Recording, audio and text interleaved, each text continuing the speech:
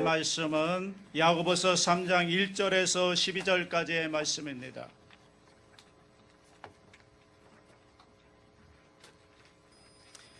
신약성경 373페이지 야고보서 3장 1절에서 12절까지의 말씀을 다 같이 한 목소리로 봉독하겠습니다.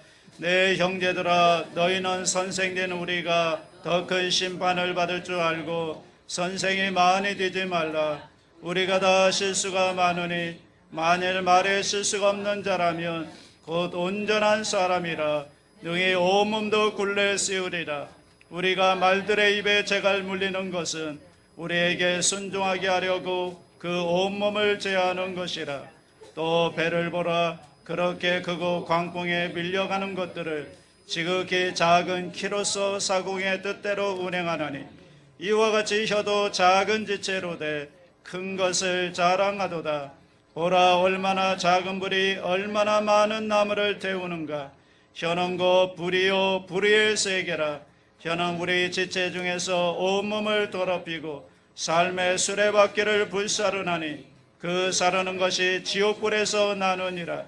여러 종류의 짐승과 새와 벌레와 바다의 생물은 다 사람이 길들일 수 있고 길들여 왔거니와 혀는 능히 길들일 사람이 없나니 쉬지 않은 악이요 죽이는 독이 가득한 것이라.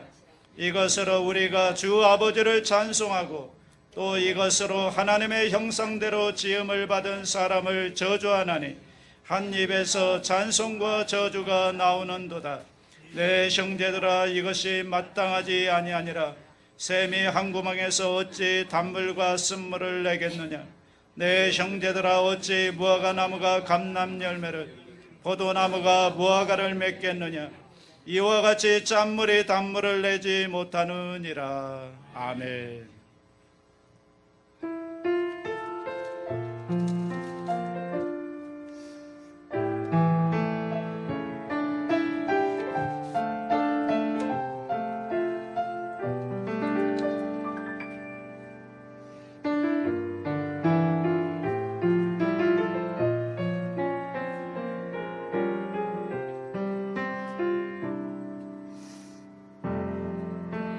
사랑해라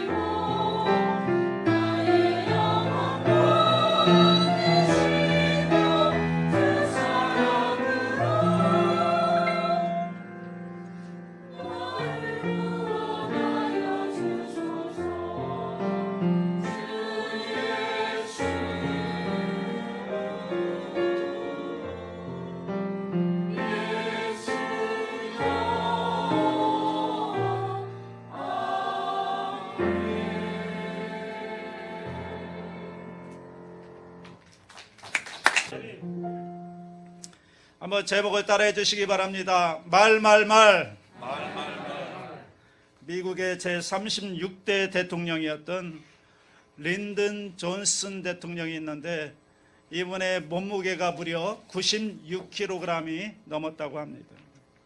그래서 존슨 대통령은 항상 몸무게를 줄이기 위해서 고민했는데 어떻게 하면 이 몸무게를 좀 줄일 수 있을까? 이 체중 감량을 위해서 여러 가지 노력을 해봤지만 그때마다 실패하곤 했습니다. 그러는 중에 그의 아내가 던져준 의미 있는 한마디에 이 충격을 받고 다시 시도해서 이 체중을 감량하게 되었다고 합니다. 그의 아내가 뭐라고 했냐면요, 만일 당신이 자신을 조절할 수 없다면 국가도 경영할 수 없을 것입니다. 이 말을 했다는 겁니다. 그래서 존슨이 이 말을 마음 깊이 새기고 노력한 결과 80kg까지 뺄 수 있었다라는 것이죠. 여러분, 의미 있는 말 한마디가 인생을 변화시킬 수가 있다는 것입니다. 이 말이라고 하는 것은 소리가 아닙니다. 강아지가 그냥 깨갱하는 것은 소리이죠. 자동차가 가다가 브레이크를 끼 밟았을 때 끼익 하는 소리는 소리일 수 있습니다. 그런데 이 소리의 뜻과 의미가 얹어졌을 때 우리는 그것을 말 또는 언어 이렇게 얘기합니다.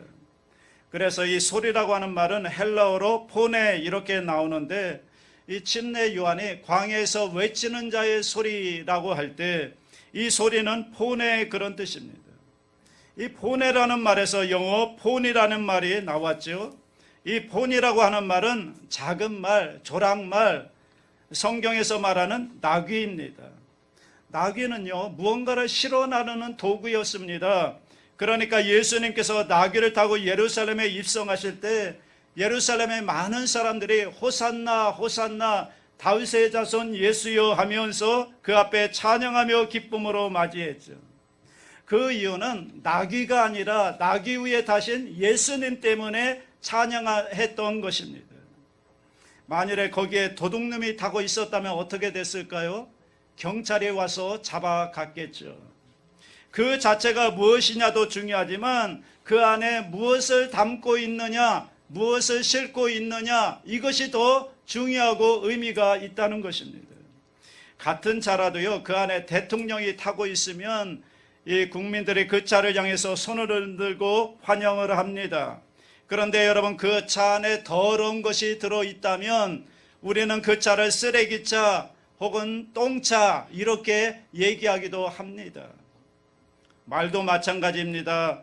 말은 단순히 우리 귀에 들려오는 소리가 아닙니다.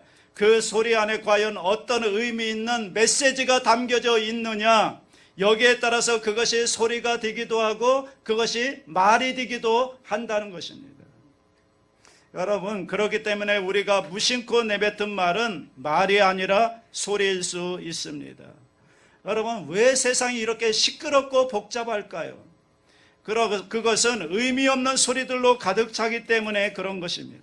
무언가 의미가 있고 거기에 그 안에 어떤 메시지가 없는 그냥 무심코 내뱉는 말들 때문에 이 세상이 어지럽고 복잡한 것입니다. 말이 아닌 소리로 가득 찬 세상, 소음 공해인 것입니다. 여러분들은 소리를 내며 살고 있습니까? 아니면 말을 하면서 살고 있습니까? 말이라고 하는 것은 단순히 나의 감정이나 환경에 대한 반응이 아닙니다. 그것은 단순히 그냥 소리일 뿐입니다. 말이라고 하는 것은 내 안에 있는 어떤 것이 얹어져야 되는 것입니다. 거기에 어떤 의미가 얹어지고 메시지가 얹어질 때 그것이 말이 되는 것입니다. 특별히 우리 예수 믿는 사람들은 거기에 믿음이 얹어질 때 그 말이 역사가 일어나는 것입니다. 그러므로 우리가 소리를 말할 것이 아니라 말을 할 수 있게 되기를 주님의 이름으로 축복합니다. 그런데 오늘 이 말을 어떻게 할 것인가? 야고보서의 주제는 성숙이라고 했습니다. 성숙한 믿음이 뭐냐? 그것을 하나하나 설명해 가면서 오늘은 말에 대한 이야기를 들고 나옵니다. 오늘 본문으로 한번 들어가 볼까요? 1절 이렇게 시작합니다. 다 같이 합니다. 내 형제들아, 너희는 선생된 우리가 더 큰 심판을 받을 줄 알고 선생이 많이 되지 말라. 선생이 된다고 하는 것 귀중한 일입니다. 저는 우리 사회에서 선생이 교사가 대접받는 사회, 존경받는 사회가 건강한 사회라고 믿습니다. 유대인들은요, 랍비를 귀하게 여기는데요, 부모와 랍비가 위험에 빠지면 누굴 먼저 구해야 되느냐? 그러면 유대인들은 부모보다 랍비를 먼저 구하라 아이들에게 가르친다고 합니다. 왜냐하면 부모는 나를 낳았지만 랍비는 내 인생의 미래를 결정해 줄 귀한 사람이기 때문이다, 이렇게 가르칩니다. 그래서 랍비라는 말 자체가 귀한 자, 위대한 분, 큰 자, 이런 뜻입니다. 그래서 랍비, 즉 선생님을 존경하고 귀하게 여겼던 것입니다. 그런데 예수님 당시의 랍비들, 바리새인들을 보십시오. 예수님에게 혼을 납니다. 여러분, 외식하는 자들아, 심지어는 이 독사의 새끼들아, 이렇게 예수님에게 아주 호되게 꾸짖음을 당합니다. 그 이유가 뭘까요? 말만 하고 실천하지 않기 때문에 그런 것입니다. 그러므로 여기에서 얘기하는 선생이 많이 되지 말라라고 하는 것은 말에는 책임이 따르기 때문에, 그냥 말하는 것으로 끝나는 것이 아니라 그 말에는 반드시 책임이 따르기 때문에 책임 있는 말을 해야 되기 때문에 그런 것입니다. 왜냐하면 말에는 그만큼 힘이 있기 때문에 그렇습니다. 여러분, 이 세상에서 말하기를 가장 좋아하는 사람들이 누구일까요? 어떤 사람이 그러더라고요. 목사들이라고 얘기하더라고요. 목사가 말을 제일 많이 한대요. 왜냐하면 여러분들이 기억하는 목사는 늘 교회에 오면 떠들고 있거든요. 30분 동안 그냥 쉴 새 없이 그냥 말하고 있거든요. 그래서 세상에서 말을 가장 많이 하는 사람들이 목사들이다. 여러분이 설교한다는 거 쉬운 일이 아닙니다. 매주 설교 한 편 준비하는 거, 이거 보통 어려운 일이 아닌데, 그런데 이거보다 더 큰 어려운 것이 뭔지 아십니까? 그것보다 더 큰 어려운 것은 나도 그렇게 하지 못하면서 여러분들에게 그렇게 하라고 말해야 될 때, 그때는 정말 얼마나 어려운지 모릅니다. 나도 그렇게 살지 못하면서, 나도 그렇게 실천하지 못하면서 성도들을 향해서는 그렇게 살라고, 그렇게 실천하라고 힘을 주어 강조하여 설교해야만 될 때, 안 할 수는 없으니까, 해야만 되니까 할 수 없이 하는데, 그때는 낯 뜨거워서 정말 죽을 맛입니다. 여러분, 내가 실천하지 못하는 것들을 그냥 말로만 떠드는 것, 여기에 문제가 있는 거죠. 어느 부흥회 때 강사님이 오셔서 하신 말씀이 기억이 납니다. 어떤 사람이 죽어서 천국에 갔는데요, 천국에 갔더니 안내하는 전사가 있는데, 그 전사의 안내를 따라서 쭉 둘러보는데 한 곳에 이르니까 아주 희한한 광경이 보이더라는 거예요. 아름다운 곳에 공중에 사람의 혀가 둥둥둥 많이 떠다니더라고요. 그래서 이게 도대체 어떤 일입니까? 그랬더니 저 혀는 다 목사들의 혀다 그러더라고요. 그러더니 그곳을 옮겨서 다른 곳으로 갔더니 그곳에는 또 수많은 사람들의 귀가 막 공중에 둥둥둥 떠다니고 있더래요. 너무 놀라서 저게 뭐냐고 물어보지도 못하고 있는데 그냥 천사가 알아서 얘기해 주더래요. 저것은 다 성도들의 귀다 그러더래요. 목사들은 좋은 말만 했으니까 혀만 천국에 가고, 성도들은 그 좋은 말로 귀로만 듣고 실천하지 않으니까 귀만 다 천국에 갔다는 그런 우스갯소리입니다. 정말 바라기는 저와 여러분들은 천국에서 얼굴과 얼굴로 만날 수 있게 되기를 주님의 이름으로 축복합니다. 아멘. 혀와 귀로만 만나서 되겠습니까? 얼굴과 얼굴로 만나야죠. 그 다음에 2절 보십시오. 말에 실수가 없는 사람에 대해서 이야기합니다. 다 같이 합니다. 우리가 다 실수가 많으니 만일 말에 실수가 없는 자라면 곧 온전한 사람이라 능히 온몸도 굴레 세우리라. 말에 실수가 없는 사람이 온전한 사람이다. 여기서 실수라는 게 뭘까요? 실수라는 게 말을 잘 못한다 그런 의미보다는 말한 것을 책임지지 않는다 그 의미입니다. 그러니까 누구든지 자기가 한 말에 대해서 책임을 지면 그러면 그 말로 자신의 굴레를 삼아도 된다. 여러분, 굴레라는 게 소에게 씌우는 거잖아요. 소나 말에다가 씌우는 건데 이 굴레를 세우면요, 이 소가 말이 사람보다 힘이 세지만 일단 굴레 세우면 그 다음에는 그 말들을 사람의 뜻대로 인도할 수가 있는 것입니다. 그러니까 우리의 말이 굴레와 같을 수 있다면 얼마나 좋을까. 내가 말한 대로 살 수 있다면, 내가 말한 것을 책임지며 살 수 있다면 얼마나 좋을까. 요즘 문제가 되는 게 뭘까요? 자기가 한 말에 대해서 책임지지 않는 겁니다. 그렇기 때문에 세상이 시끄러운 것입니다. 책임지지 못할 말들은 막 얘기하니까 여러분 문제가 되는 거 아닐까요? 왜 그런가 하면 이 말대로 산다는 것, 자기가 한 말에 대해서 자기가 책임지며 산다는 것, 이것은 쉽지 않은 일입니다. 실제적으로 불가능한 일입니다. 그래서 그 다음에 3절과 6절에 보시면 야고보는 이러한 굴레에 대하여 더 깊이 있게 설명을 합니다. 다 같이 합니다. 우리가 말들의 입에 재갈 물리는 것은 우리에게 순종하게 하려고 그 온몸을 제하는 것이라. 또 배를 보라. 그렇게 크고 광풍에 밀려가는 것들을 지극히 작은 키로서 사공의 뜻대로 운행하나니 이와 같이 혀도 작은 지체로 돼 큰 것을 자랑하도다. 보라, 얼마나 작은 불이 얼마나 많은 나무를 태우는가. 혀는 곧 불이요 불의의 세계라. 혀는 우리 지체 중에서 온몸을 더럽히고 삶의 수레바퀴를 불사르나니 그 사르는 것이 지옥불에서 나느니라. 지금 말을 얘기하면서 세 가지 비유를 드는 겁니다. 첫 번째 비유는 말의 비유입니다. 비록 말이 사람보다 힘이 세지만 그 입에 재갈을 물리면 사람의 뜻대로 조종할 수가 있다라는 거죠. 말의 입에 물리는 재갈은 말의 크기에 비하면 보잘것없이 작은 것이지만 그러나 그 재갈 때문에 말을 내 마음대로 제어할 수 있고 말이 내 뜻대로 순종한다, 이 얘기입니다. 두 번째 비유는요, 배에 붙어있는 키의 기능에 대해서 이야기합니다. 여러분, 배 뒤에 보면 작은 키가 있는데 이 물속에 들어가서 잘 보이지 않죠.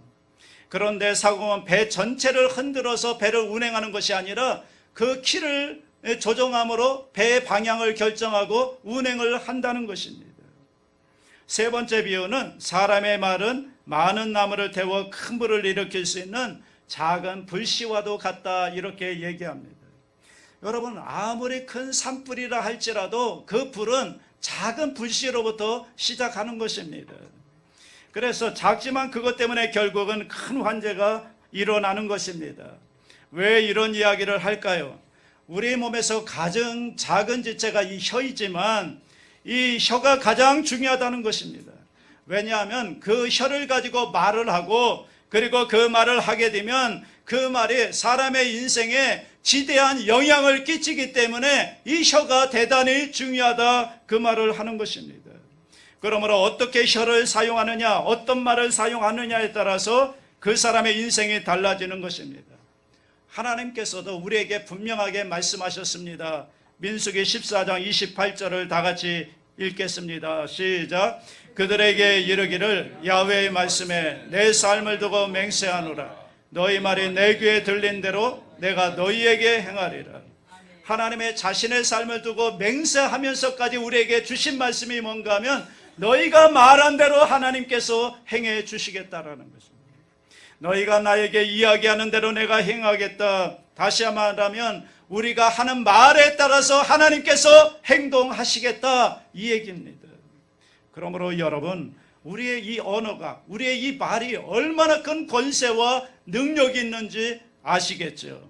내가 말하는 것에 따라서 창조주 하나님께서 그 말과 함께 나의 인생을 만들어 가시겠다라는 것입니다. 우리의 말에 그만큼 힘이 있다는 것입니다. 여러분, 말이 중요합니다. 그래서 예수님께서도 할 수 있거든 내 아들을 고쳐주십시오 라고 얘기하는 그 아버지를 향해서 할 수 있거든이 무슨 말이냐? 믿는 자에게는 능히 하지 못할 일이 없느니라, 이렇게 말씀하셨습니다. 믿음의 말이 중요하다는 것입니다. 그래서 늘 우리는 할 수 없다, 안 된다, 끝장났다 라고 말하면 여러분, 아무리 좋은 환경이라도 순식간에 나빠지고요, 말 그대로 아무것도 할 수 없는 상태가 되어버립니다. 반면에 눈에는 아무 증거 안 보이고 손에는 잡히는 거 없고 귀에는 들리는 것이 없을지라도 하나님을 바라보고 할 수 있다, 하면 된다, 해보자 믿음으로 선포하고 나가면 정말 할 수 있는 환경으로 하나님이 길을 열어주시고 모든 것을 변화시켜 주시는 것입니다. 여러분, 어떤 일을 추진할 때 먼저 할 수 없다 부정적인 말로 선포해버리면 그러면 더 이상 발전이 없습니다. 왜냐하면 할 수 없기 때문에 손은 안 댑니다. 그런데 그 일이 어렵다 할지라도 할 수 있다 선포하고 나가면 그때부터 이제 지혜가 떠오르고 어떻게 해야 할지 방법이 생기는 것입니다. 그래서 우리는 긍정의 말을 할 수 있어야 될 줄로 믿습니다. 여러분, 우리의 말이 얼마나 권세가 있는지 우리는 그저 무심코 내뱉는 말들이지만 그러나 기억하십시오. 그 말은 분명히 열매를 맺는다는 사실을 기억하시기 바랍니다. 우리가 우리의 말에 믿음을 실어서 사탄아 물러가라 이렇게 선포하면 하나님의 그 믿음에 따라 역사해 주셔서 사탄은 물러가게 되어 있는 것입니다. 여러분의 우리의 말에 믿음을 실어서 연약한 질병은 떠나갈지어다, 문제는 떠나갈지어다 명령하고 믿음으로 선포하면 여러분 질병은 떠나가게 되는 것입니다. 믿음의 말에 따라 하나님께서 역사해 주시는 것입니다. 그래서 우리가 말을 잘해야 됩니다. 여러분, 성경을 보면요, 이 부정적인 말을 하는 사람들, 이 부정적인 말을 남에게 퍼뜨리고 옮기는 사람들, 이런 사람들은 절대로 하나님이 함께 하시지 않고 기뻐하시지 않습니다. 성경을 보세요. 부정적인 말하는 사람하고 하나님이 일한 적이 있는가? 단 한 번도 없습니다. 하나님은 누구와 일하는가? 긍정적인 사람, 믿음의 사람, 여러분 하나님을 바라보고 믿음으로 순종하는 사람을 통해서 일하시는 것입니다. 그러므로 여러분 항상 믿음의 말을 하시기 바랍니다. 긍정의 말을 하시기 바랍니다. 감사의 말을 하시기 바랍니다. 그러면 그 믿음의 말을 통해서 하나님께서 역사에 가시는 것입니다. 자, 문제는 이렇게 말에 능력이 있는 건 좋은데 문제는 우리가 이 말을 우리의 뜻대로 제어할 수 없다는 게 문제입니다. 7절과 8절을 봅니다. 시작. 여러 종류의 짐승과 새와 벌레와 바다의 생물을 다 사람이 길들일 수 있고 길들여 왔거니와 혀는 등에 길들일 사람이 없나니 쉬지 아니하는 악이요 죽이는 독이 가득한 것이에요. 사람이 길들이지 못할 게 없다는 거예요. 그래서 사람이 동물들을 다 길들이잖아요. 호랑이도 길들이고 사자도 길들이고 심지어는 바다의 고래까지 길들여서 사람의 뜻대로 이렇게 합니다. 그런데 사람이 다 길들일 수 있는데 단 한 가지는 길들이지 못하더라는 거예요. 그게 뭐냐면 혀라는 거예요. 혀. 여러분, 내 안에 있는 혀는 내 마음대로 안 되더라는 것입니다. 혀는요, 내가 원하는 말을 하지 않더라는 것입니다. 그래서 결과가 뭐죠? 9절과 10절을 봅니다. 시작. 이것으로 우리가 주 아버지를 찬송하고 또 이것으로 하나님의 형상대로 지음을 받은 사람을 저주하나니 한 입에서 찬송과 저주가 나오는도다. 내 형제들아, 이것이 마땅하지 아니하니라. 이게요, 잘 제어가 안 되니까 어떤 때는 막 하나님을 찬양하고 영광 돌리고 감사하다가 어떤 때는 입에서 원망하고 불평하고 부정적인 말이 나오더라는 거예요. 왜냐하면 제어가 안 되기 때문에. 그 다음에 11절 12절 보십시오. 더 설명합니다. 시작. 샘이 한 구멍으로 어찌 단물과 쓴물을 내겠느냐. 내 형제들아, 어찌 무화과나무가 감람열매를 포도나무가 무화과를 맺겠느냐. 이와 같이 짠물이 단물을 내지 못하느니라. 샘에서 나오는 물은 단 하나죠. 그런데 어떻게 그 샘에서 어떤 때는 짠물이 나오고 어떤 때는 단물이 나오고 어떤 때는 쓴물이 나올 수가 있겠느냐. 무화과 나무에서는 무화과가 열려야 되는데 거기에 만일에 감람열매가 열린다면 이게 말이 되느냐. 여러분, 포도나무에서는 무화과가 열릴 수 없잖아요. 그런데 어찌해서 너희의 입을 보면 그 입에서 하나님을 찬송하기도 하고 또 어떤 때는 저주하는 말을 하기도 하고 또 원망 불평하는 말을 하기도 하고 이웃을 저주하기도 하느냐. 그 대표적인 예가 출애굽기에 보면 이스라엘 백성들이 그랬습니다. 출애굽해서요, 홍해를 건넜을 때는 하나님의 기적으로 홍해를 건넜을 때는 하나님을 막 찬양했습니다. 얼마나 감격하고 감사했습니다. 또 만나와 메추라기를 내려줬을 때는 하나님 감사합니다, 감사합니다 그랬습니다. 그런데 조금 지나다 먹을 것이 떨어지고 마실 물이 없어지니까 여러분 마라의 쓴물 앞에서 얼마나 원망하고 또 불평합니까? 심지어 우리가 차라리 이럴 바는 애굽에 있는 게 나을 뻔했다. 애굽에서 뭐 했는데? 애굽에서 종살이 했는데 그 종살이를 미워하면서 차라리 애굽에 있었으면 좋겠다, 이렇게 말을 하는 겁니다. 성경은 이걸 가리켜서 어찌하여 너 입에서 쓴물과 단물이 동시에 나오느냐. 이유가 뭐예요? 이유는 이 혀를 내 마음대로 조절할 수가 없다라는 것입니다. 누가 여러분 불평하고 살고 싶나요? 누가 여러분 부정적인 말하면서 살고 싶겠습니까? 누가 여러분 저주하며 살고 싶겠냐고요. 그런데 나도 모르게 내 마음속에서 나오는 말이 그런 부정적인 말이 나올 때가 있고 쓴물이 나올 때가 있고 짠물이 나온다는 것입니다. 그러면 여러분 어떻게 해야 될까요?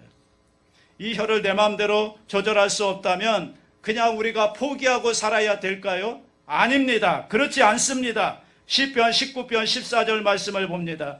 다 같이 합니다. 나의 반석이시여 나의 구속자이신 야훼여 내 입의 말과 마음의 묵상이 주님 앞에 연락되기를 원하나이다. 이것은 언제나 우리가 드려야 되는 기도인 줄로 믿습니다. 나는 할 수 없습니다. 나는 내 입을 조절할 수 없습니다. 나는 내 혀를 내 마음대로 할 수 없습니다. 그러니까 어떻게 해야 됩니까? 하나님께서 지켜주시기를 간구해야 되는 것입니다.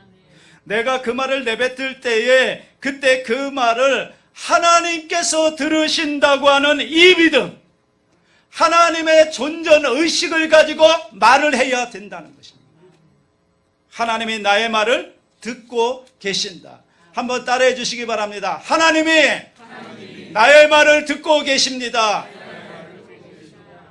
여러분 우리가 대화할 때 누가 내가 하는 말을 듣는다고 생각하면 조심하게 되잖아요. 그렇죠. 하나님께서 내가 말하는 것을 지금 하나님께서 듣고 계신다. 이 하나님의 존전의식, 이 의식을 가지고 말하면 우리는 말을 잘할 수가 있는 것입니다. 우리의 언어 생활이 분명히 달라지게 될 줄로 믿습니다. 요셉을 보십시오. 요셉이 애굽의 총리가 되죠. 형들에게 배신당해서 종살이하고 또 감옥에 갇히고 결국에는 하나님의 은혜 가운데 애굽의 총리가 됩니다. 그런데 이제 그 형제들이 찾아와서 보니까 자기들이 죽이려고 했던 자기 동생 요셉이 이제는 자기를 죽일 수 있는 그런 총리의 위치에 높은 자리에 올라가 있는 겁니다. 그 앞에 두려워 떨며 무릎 꿇을 때 그때 뭐라고 얘기하죠? 당신들이 나를 이곳에 팔았다고 해서 근심하지 마소서, 한탄하지 마소서. 하나님이 생명을 구원하시려고 나를 당신들보다 먼저 보내셨나이다. 저는 이 요셉의 고백 가운데 가장 중요한 고백이 하나님이라는 고백인 줄로 믿습니다. 하나님이 하신 일이라고 요셉은 고백하고 있는 것입니다. 여러분 개인적으로 생각하면 억울하죠. 막 복수하고 싶죠. 형들이 미워 죽겠죠. 괘씸하게 생각할 수 있습니다. 그런데 그 일을 하나님이라는 단어를 통해서 걸러보니까 하나님이 하신 일이라는 것입니다. 여러분 요셉의 마음속에는 하나님이 계셨다, 그 얘기입니다. 이것을 바꿔 이야기하면 하나님이 그의 마음에 그의 입술에 파수꾼이 되어 주셨다, 이 얘기입니다. 시편 141편 3절을 다 같이 합니다. 야훼여 내 입에 파수꾼을 세우시고 내 입술의 문을 지키소서. 다윗의 고백인데요, 하나님의 필터가 되시는 것입니다. 내 마음의 필터, 내 입의 필터, 내 언어의 필터가 하나님이 되시는 것입니다. 그래서 내 마음대로, 내 뜻대로, 내 감정대로 그냥 말을 막 마음대로 내뱉는 것이 아니라 하나님을 통해 하나님이 내 입술의 주관자가 되어주셔서 내 입술에 하나님이 파수꾼이 되어주시는 것입니다. 그래서 내 마음에서 말이 나올 때 하나님으로 걸러진 말이 나와야 된다는 거예요. 하나님의 필터가 되어서 걸러진 말이 나와야 되는 것입니다. 중요한 것은 오늘 우리 마음속에 하나님을 모시는 일이 필요합니다. 예수 그리스도를 여러분 마음속에 모시고 예수 그리스도의 이름으로 걸러진 말이 여러분의 입술에서 나올 수 있게 되기를 바랍니다. 오늘 우리 마음속에 그 필터가 있습니까? 나는 정말 그 예수님을 모시고 예수님으로 걸러진 말을 내뱉고 있습니까? 요셉처럼 그 어려운 순간, 원망과 불평의 그 순간에서도 하나님 때문에 하나님의 믿음의 말을 할 수밖에 없었던 그러한 필터가 저와 여러분에게 있느냐고요. 그러므로 오늘 우리가 내뱉는 말 한마디 한마디가 정말 하나님으로 걸러져서 우리의 말이 부정적인 말이 아니라 긍정의 말을 하고 창조의 말을 하고 감사의 말을 하고 믿음의 말을 함으로 말미암아 그 믿음의 말을 통해 우리의 삶의 환경이 축복의 환경으로 바꾸어지는 놀라운 은혜와 역사가 있게 되기를 주님의 이름으로 축원합니다. 사랑이 무한하신 하나님 아버지, 아무 생각 없이 내뱉는 말들이 한 영혼을 죽이기도 하고 살리기도 하는 무서운 무기가 되는 것을 오늘 말씀을 통하여 깨닫습니다. 주여, 우리 이스라엘 파수꾼을 세워주셔서 감사의 말, 위로의 말, 힘이 되는 말, 생명이 되는 말, 믿음의 말을 할 수 있도록 도와주시옵소서. 사탄에게 잠속거리를 제거하지 않도록 성령 하나님이 언제나 영혼을 살리는 생명의 말을 할 수 있도록 도와주시옵소서. 만나는 모든 사람들과 나와 나누는 대화 속에 함께하여 주셔서 주님이 살아계시는 분이라는 걸 알게 하여 주시고 주님이 함께하는 자의 모습이 드러나게 하여 주시옵소서. 후일 주 앞에 섰을 때 우리의 말이 심판이 아니라 상급이 되게 하여 주시옵소서. 감사드리며 예수님의 이름으로 기도드리옵나이다. 아멘.